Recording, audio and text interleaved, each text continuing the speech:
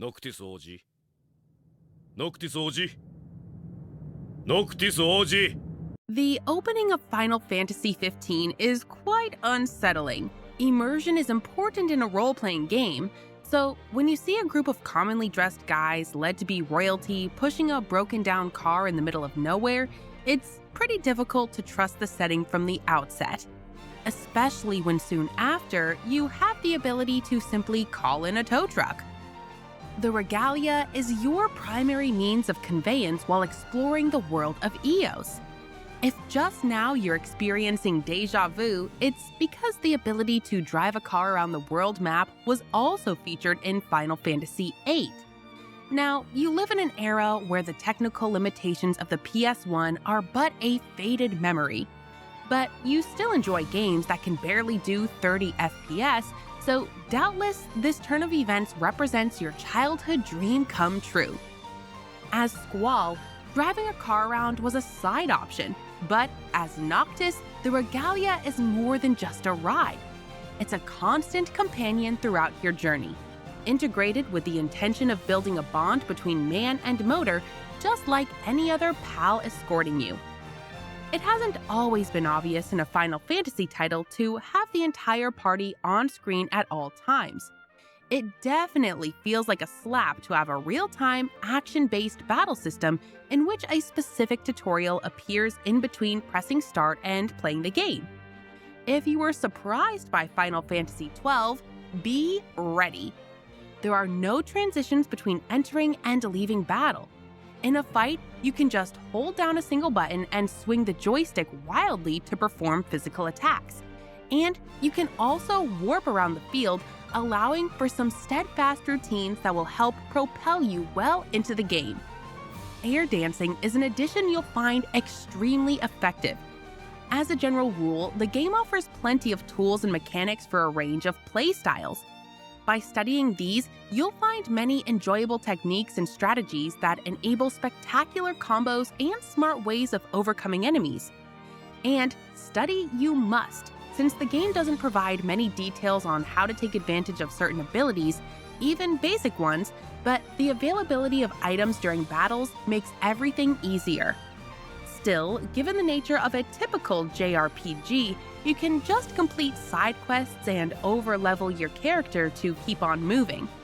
There are some tough challenges left around for endgamers, as well as 8 categories of weapons, each with a dozen options. If you have the patience to farm that rare drop you're after, you can bring materials to Cid and upgrade your default sword to Ultima Blades or Zwill Crossblades, if you're more into daggers. The combat system doesn't incentivize player experimentation if not for the lack of information. Performing magic causes party damage, a consequence of not being able to control spells.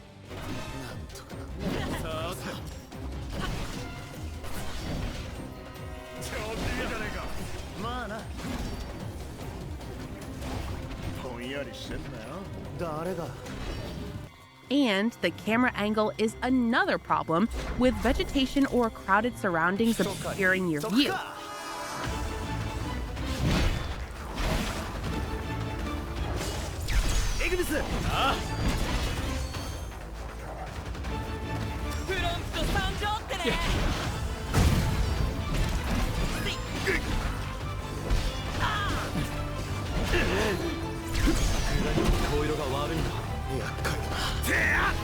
Finicky, context-sensitive actions mapped to the jump button cause frustration as you interact with your environment. Yes, interacting and jumping are bound to the same button. When you want to pick up an item, open a door, or climb into the car, Noctis will jump instead. You have to halt everything and patiently wait for the prompt, no, prompt, not prompto, to appear on screen before trying. And still, chances are Noctis will bunny hop. Character swap was not available at launch, regardless of whether its absence was part of the original vision and it was added due to community feedback, or it was just too late for launch. The ability to switch to other team members has been introduced with a subsequent patch. If you avoid using magic, you're gonna miss some very good graphic effects. Magic in Final Fantasy has never looked so good. just what you'd expect from the latest Final Fantasy. Well, assuming you're watching this before anything else has been released. And it's one of the visual elements that will drag you through to the end of the game, even if they will not look monumental or excessive in spectacularity. They fit the realistic setting. Fire is a prime example of how the graphics are intended to impress, and you'll notice it immediately in-game as it tries, and succeeds, to kill your frame rate if you stick on old hardware. Just an added bonus alongside the game's other finely detailed aspects, such as the bestiary, main characters' outfits, and even fur. The internal problems of this Final Fantasy are not borne out by the flat textures commonly seen in vegetation. Instead, the game's open world needs to be loaded with content, and it is clear that the franchise is still working to find comfort with an open map. Through various patches, developers have added features like Wait Mode, New Game Plus, and minor tweaks. Still, they were forced to fight technical issues from day one, and you were forced to fight graphic settings to have a decent frame rate. Final Fantasy XV came to market as an incomplete game, and it will always be, being anything but lean from a technical point of view, even if with nowadays hardware is not an issue anymore. There are many points of entry for criticism, but let's start by saying that if you're from the camp that complained about the corridor that was Final Fantasy XIII, then rest assured, this installment is definitely not that. It has a more open structure, though it has maybe 2 relevant towns and an immense amount of useless space in between, with buried content that goes unutilized. The game's open world, used for dungeons and hunting a la Final Fantasy XII, renders the city of Alticia an impressive waste of opportunity. Alticia is, of course, one of the many replicas of Venice found in video games, but never has such an attempt been so baroque. As a tourist, walking around this city at times feels disgraceful. There's no real purpose in its architecture or design. It is stunning and towering just because it can be. Alticia is fitted with realistic Italian signage, reinforcing the sense that it exists in its own separate slice of the world. Unfortunately, as with the game itself, the city is a mess of ideas and premises carelessly thrown together. A waste, just like the game's climatic events, which lose their impact for a lack of proper build-up, or its sections of gameplay that look fun until you realize how they've been implemented. Or like Arden, a character doomed to underappreciation even though he had everything he needed to be as iconic as Batman's Joker. And that's something you don't expect at all in a Final Fantasy game. You don't expect to be so passive, let alone in the midst of situations and events too distant from your point of view to care. There's just too much happening off-screen. The plot is so detached that minor events had to be added post-release, while bigger ones were included in the form of unattended cutscenes.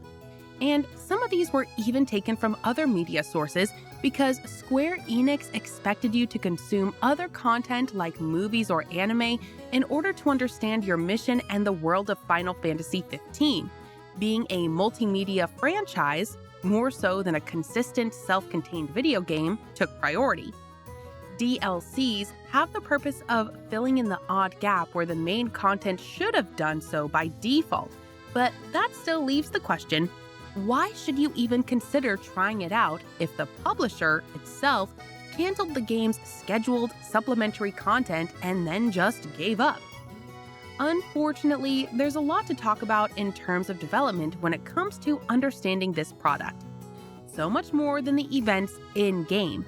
It goes beyond repeating the same tired anecdotes or looking like an insider by saying that we have to go back to the origins of a project called Final Fantasy Versus 13 and the whole Fabula Nova Crystallis affair.